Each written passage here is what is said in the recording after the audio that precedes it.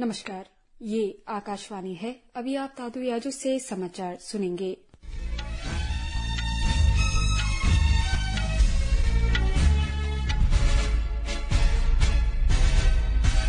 पहले मुख्य समाचार। प्रधानमंत्री नरेंद्र मोदी ने भारतीय मोबाइल कांग्रेस की 7वीं बैठक का उद्घाटन किया।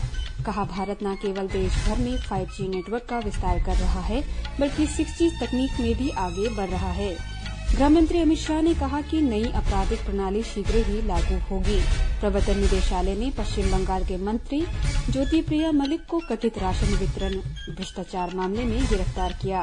हॉन्गझो में एशिया पैरा खेलों में भारत 25 स्वर्ण, 29 रजत और 43 कांस्य पदक के साथ कुल 97 पदक लेकर अब तक की सर्वोच्च संख्या पर पहुंचा। अब समाचार विस्तार से। प्रधानमंत्री नरेंद्र मोदी ने कहा है कि सरकार भारत को 6G प्रौद्योगिकी में अग्रणी बनाने का प्रयास कर रही है। आज नई दिल्ली के भारत मंडपम में भारतीय मोबाइल कांग्रेस की 7वीं बैठक का शुभारंभ करते हुए श्री मोदी ने कहा कि सरकार प्रत्येक नागरिक तक 5G कनेक्टिविटी पहुंचाने का प्रयास कर रही है। उन्होंने कहा कि इसके लिए 4 लाख 5G केंद्र बनाए गए हैं। ये केंद्र 97% शहरों को और 80% से अधिक आबादी को कवर करते हैं।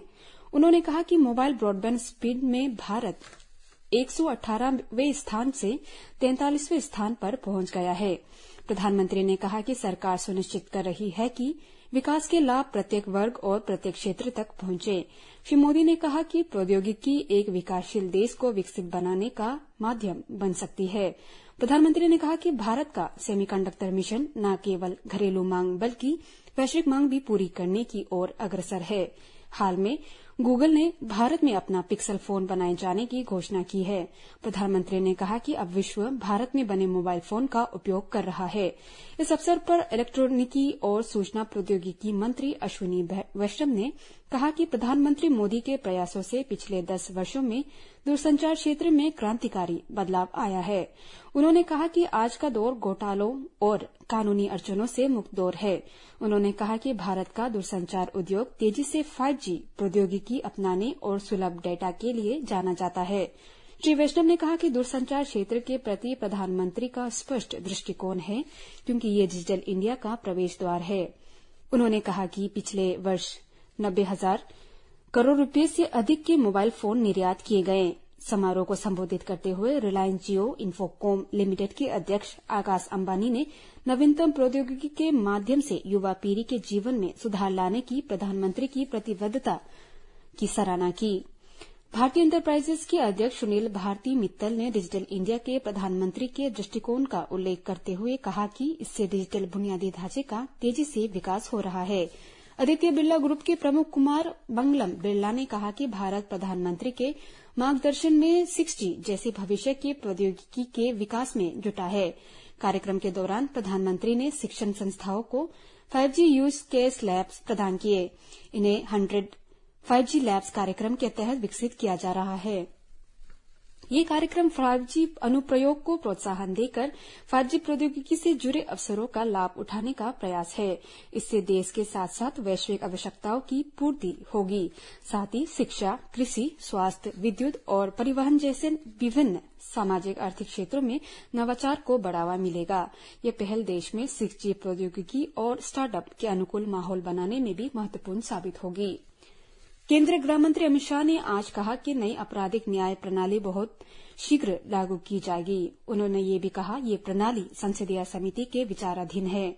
आशा है कि इसे शीघ्र पारित किया जाएगा। उन्होंने कहा कि लोगों के अधिकारों के संरक्षण के लिए भारतीय दंड संहिता, आपराधिक प्रक्रिया संहिता और संबंधित कानूनों को एक प्रणाली के अंतर्गत लाया जा रहा है। हैदराबाद में सरदार वल्लभ भाई पटेल राष्ट्रीय पुलिस अकादमी में पासिंग आउट परेड के निरीक्षण के बाद 75वें बैच को संबोधित करते हुए श्री शाह ने प्रशिक्षकों से कहा कि वे संविधान की भावना समझें और आम आदमी के लिए मानवीय आधार के अनुसार सेवा करने के लिए सहानुभूतिपूर्वक दृष्टिकोण अपनाएं। उन्होंने अकादमी में प्रारंभिक प्रशिक्षण पूरा करने वाले भारतीय पुलिस सेवा के प्रशिक्षुओं से कहा कि वे नई आपराधिक न्याय प्रणाली लागू होने के बाद अहम भूमिका निभाए। गृह मंत्री ने अमित काल बैच के अधिकारियों से कहा कि वे देश को विकसित राष्ट्र बनाने के लिए हर संभव प्रयास करें। निर्वाचन आयोग ने मतदाता सूचियों का अद्यतन करने का अभियान आज से शुरू किया है। इसमें विशेष रूप से युवा मतदाताओं पर ध्यान दिया जाएगा। ये अभियान उन 5 राज्यों में नहीं होगा जहां इस वर्ष विधानसभा चुनाव होने हैं। मुख्य निर्वाचन आयुक्त राजीव कुमार ने कहा कि 17 वर्ष से अधिक आयु के युवा मतदाता सूची में अपने नाम दर्ज कराने के लिए आवेदन कर सकते हैं। व्यक्तिगत करदाताओं ने आकलन वर्ष 2021-22 में 6 करोड़ 37 लाख रिटर्न भरी, जो आकलन वर्ष 2013-14 में भरी गई 3 करोड़ 36 लाख रिटर्न की तुलना में 90% अधिक है। वित्त मंत्रालय ने कहा है कि 2021-22 से 2013-14 के बीच व्यक्तिगत करदाताओं की कुल औसत आय में 56% वृद्धि दर्ज की गई। आकलन वर्ष 2023-24 में अब तक 7 करोड़ 41 लाख रिटर्न भरी गई, जिसमें पहली बार रिटर्न भरने वाले 53 लाख करदाता शामिल है। मंत्रालय ने यह भी कहा कि विभिन्न सुधार उपायों के कारण आयकर दाताओं का दायरा बढ़ा है।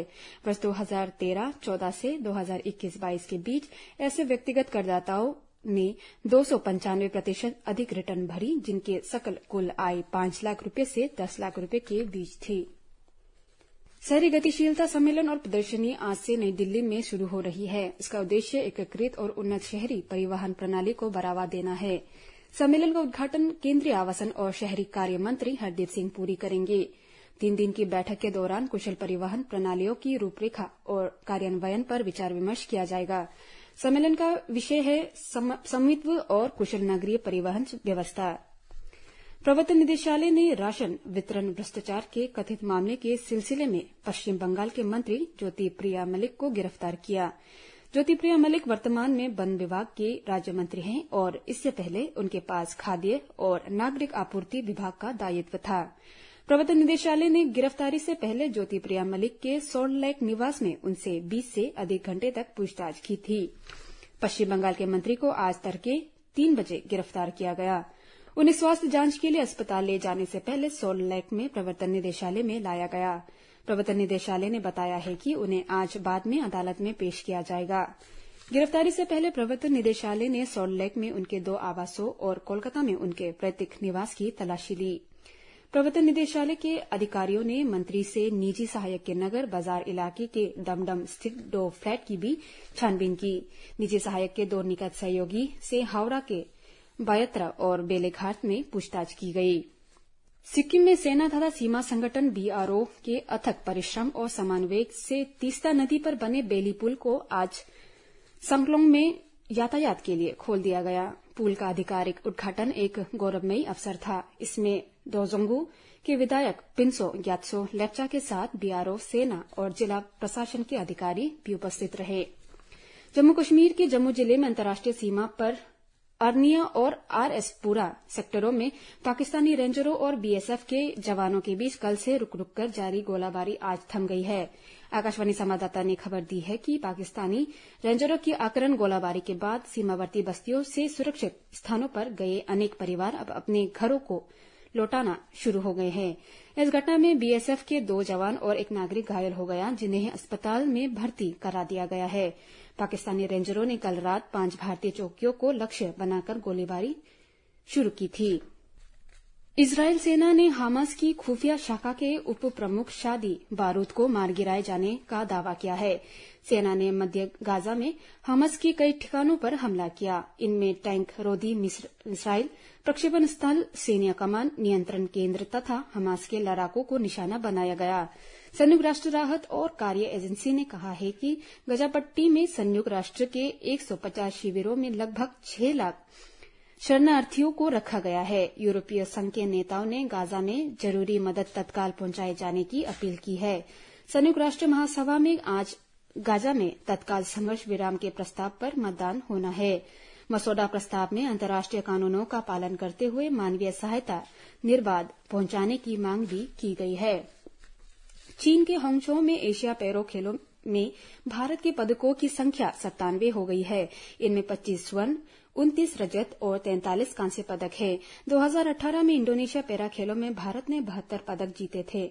आज शीतल देवी ने तीरंदाजी कंपाउंड ओपन स्पर्धा में स्वर्ण पदक जीतकर शुरुआत की। नीतीश कुमार और तरुण की भारतीय जोड़ी ने पुरुष डबल एसएल 3 SL4 बैडमिंटन में स्वर्ण पदक जीता। सुहास यतिराज ने बैडमिंटन सिंगल्स SL4 में स्वर्ण पदक जीता। इसी के साथ ये समाचार बुलेटिन समाप्त हुआ। नमस्कार।